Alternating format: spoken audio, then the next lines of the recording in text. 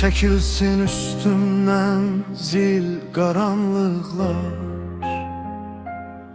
açılsın gül kimi gönçe dodaklar.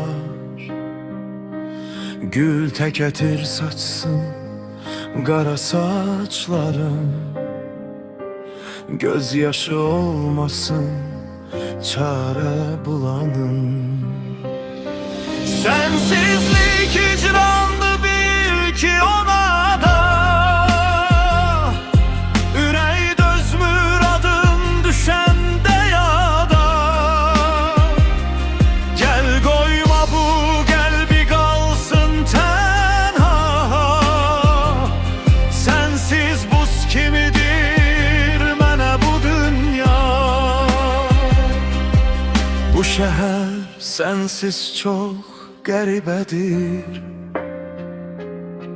her küçə, her yol mənə kədərdir. Adını pıçıldayar mənə gece küləyi. Sensiz bu həyat necə köhnədir.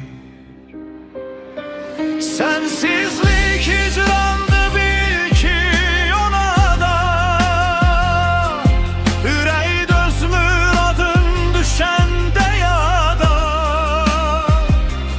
Gel koyma bu kalbi kalsın tenha, sensiz buz kimidir mənə bu dünya. Bir vaxt gül açardı bu viran kalbim, indi sükut olup bütün dertlerim. Sen gidenden beri değişti dünyam, kölgenle danışır her geceleri.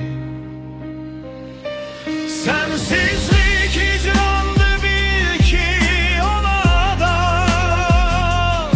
ürək dözmür adın düşende ya da.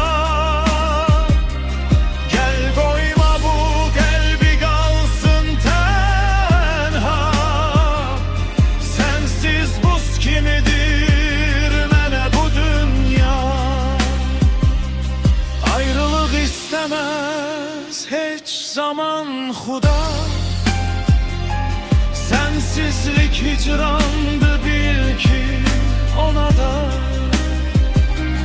De olar mı basip sensiz dünyada, sensiz bir ölüdür kalsa bir anda. Adını pıçıldayar mənə gece küləyi.